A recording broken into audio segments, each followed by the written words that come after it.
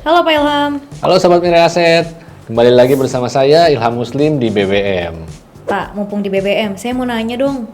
Oke, Nah, mau scalping nih Pak, tapi cara saya tentuin jualnya kapan, belinya kapan tuh gimana ya Pak? nah pas banget nih, saat ini kita lagi di live market, jadi kita langsung bisa lihat ya di layar nih. Nah ini untuk di running trade, ya tentunya running trade ini udah di setting ya Sobat Mira Aset. Nah settingannya gimana bisa dilihat di BBM sebelumnya untuk setting volume atau lotnya minimal 500 lot ya.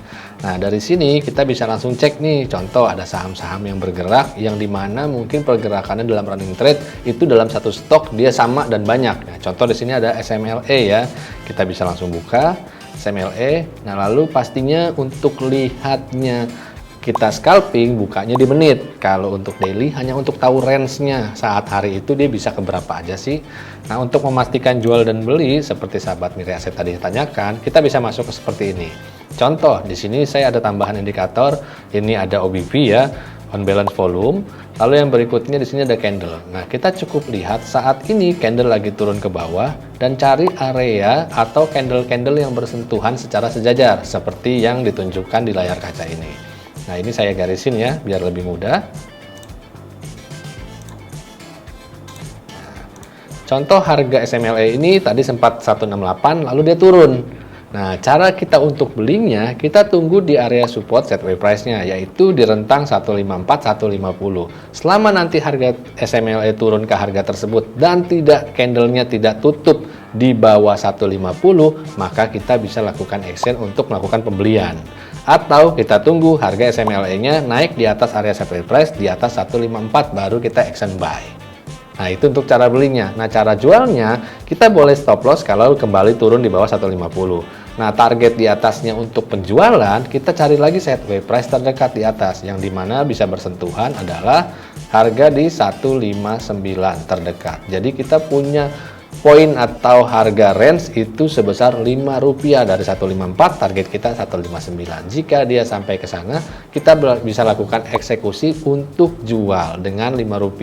Jadi kalau harga SMLE itu kisaran di 154, nah cukup lumayan ya, 4%-an kita dapat.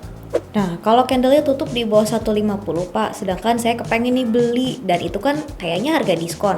Bahaya nggak sih Pak?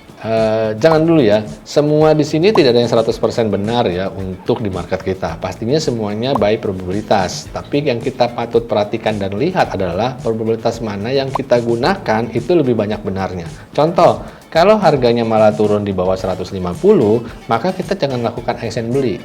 Ya, tunggu harga kembali ke atas 150 baru melakukan pembelian di sana. Atau kita tunggu lagi di bagian bawah 141 ke bawah sampai dengan di range di sini ya. Ini cukup dekat ya, hanya satu fraksi.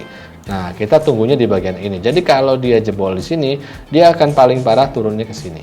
Tinggal kita lihat harga atau candlenya tutup di bawah harga ini atau tidak. Kalau tutup di bawah harga ini, jangan lakukan pembelian karena dia akan makin longsor lagi ke bagian bawah. Tapi kalau tidak tutup, maksudnya tutup itu kita pakai candle ini contoh 5 menit ya.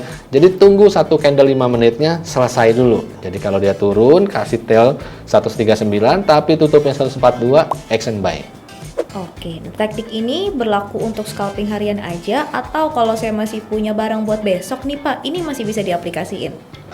Boleh juga sama ya. Ini bisa dipergunakan di semua sudut time frame sebenarnya. Nah, tapi ini cara mudah untuk scalping. Jadi tidak terlalu banyak melihat indikator-indikator. Nah, contoh di sini ada OBV untuk tambahan. OBV ini adalah formulanya volume dengan price ya, penggabungan yang dimana di sini kita bisa cek juga untuk perhatikan volume dan trennya. Jadi contoh, selama OBV-nya seperti ini, ya walaupun dia ke atas atau terjadi golden cross, maka itu sudah melakukan penunjukan harga akan melakukan penaikan.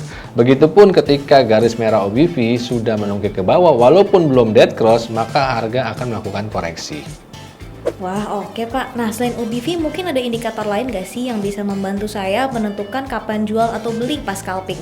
Oke, pastinya ada ya, karena semua indikator ada hal-hal atau ciri khususnya untuk keperluan-keperluan yang kita gunakan. Ada indikator volume, ada indikator momentum, dan lainnya. Nah, ini cara praktis yang saya berikan untuk sahabat Mira Aset. Satu persatu biar nggak terlalu banyak yang dipelajari nantinya.